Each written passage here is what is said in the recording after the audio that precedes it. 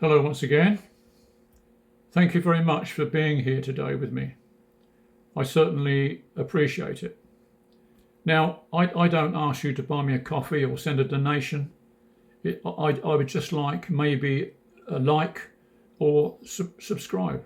It's plenty enough. Now, I've decided after voting at least 20 major elections in my life why I'm not voting anymore. It's not because I don't care. It's because I cared for far too long. I believed in that promise that my cross in a ballot box could bend the future. That democracy was still a conversation between people and power. But Britain has a way of showing you that the conversation is just one way. That the loudest voices come not from the booths, but from the boardrooms and the banks, from the drawing rooms lined with portraits, polished silver, and the scent of heritage and privilege. The establishment, it is called here in England. Some in the world call it the deep state. Same thing. I just call it the old guard, pretending to be new.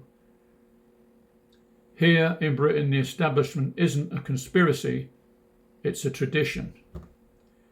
It wears tweed and has private clubs with funny handshakes. It dines on continuity and decorum.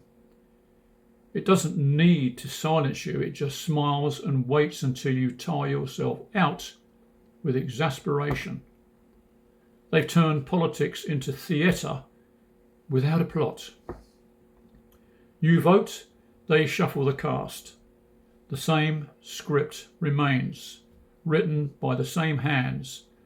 Media magnates, civil servants, senior bankers, bishops, barristers and judges who've turned governance into their family business.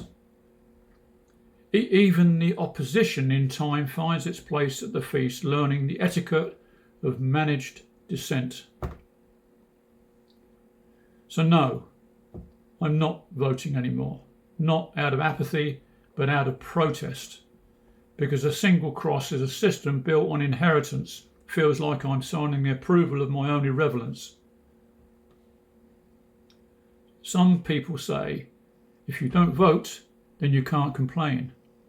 I think completely the opposite. If you were responsible for voting these morons in, then you have no say.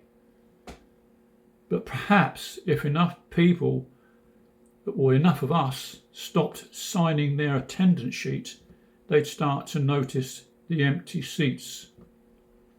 I'd rather keep my voice than hand it into a system that has forgotten how to listen to us. The British establishment, it doesn't march, it murmurs in the background. It doesn't crush revolt, it absorbs it. And maybe the most radical thing left to do is to walk away from the illusion that we have a democracy. We don't. Realistically, is any other country different than us? I don't think so. We are all us working class people, we're all in the same boat, peddling like mad, while the elites sit back sipping their champagne cocktails. Thank you for listening, and may your faith strengthen a shattered world. So eventually we will emerge into the light. And that's a quote by Helen Keller. So once again, thank you very, very much for listening.